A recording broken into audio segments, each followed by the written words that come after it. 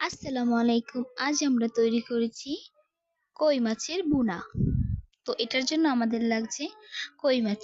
তো কই মাছটা ভালো করে ধুয়ে এর ভিতরে দিয়ে দিয়েছি কিছুটা জিরা বাটা, লবণ এবং হলুদের গুঁড়া। এই তিনটি উপকরণ দিয়ে আমরা ভালো করে এটাকে মিশিয়ে নিব। এটা মিশিয়ে কিছুক্ষণের জন্য এটাকে রেস্টে রাখবো।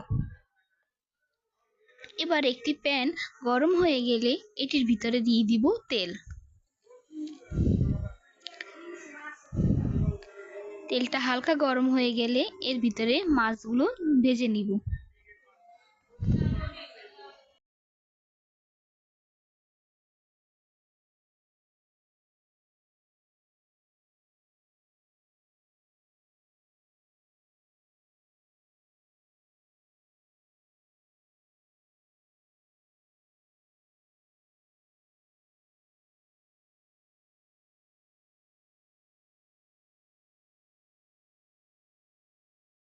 মাছগুলান আমি হালকা লাল করে ভেজে নিব।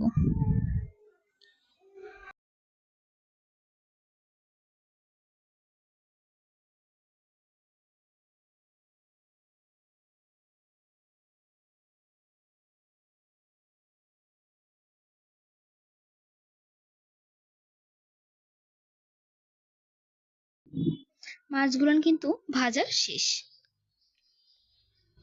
এবার রান্নার কাজে যাওয়া যাক।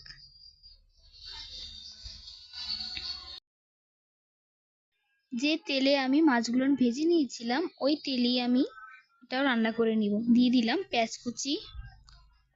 পেঁয়াজ কুচি দিয়ে একটু নেড়ে চেড়ে নিব।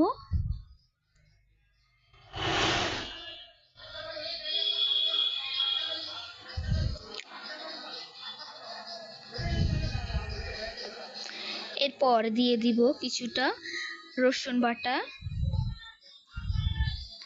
রসুন বাটা দিয়ে ভালো করে মিশিয়ে নিয়ে দিয়ে দিব স্বাদমতো লবণ।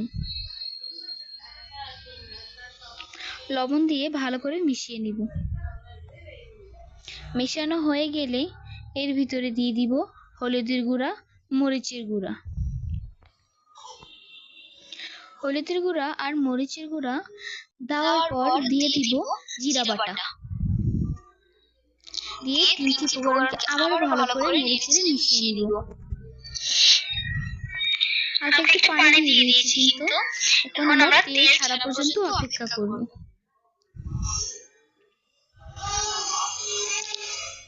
মশলা থেকে কিন্তু তেলটা ছেড়ে দিয়েছে। এরপরে দিয়ে দিব পানি।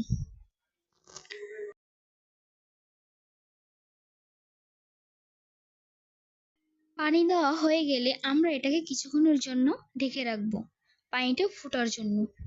পানিটা কিন্তু ফুটে গেছে মশলার। এরপর আমরা মাছগুলোকে এক এক করে দিয়ে দিব।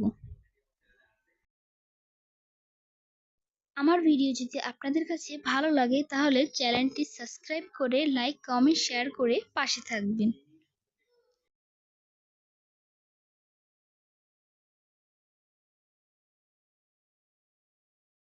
মাছগুলোকে সব এক এক করে দেওয়া হয়ে গেলে এর ভিতরে দিয়ে দিব কাঁচামরিচ।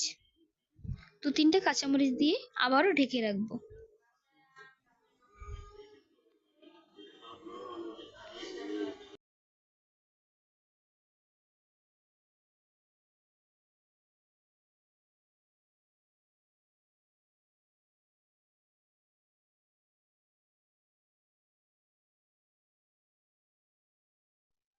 দেখেই কিন্তু বোঝা যাচ্ছে আমাদের মাছটা কিন্তু প্রায় হয়ে গেছে।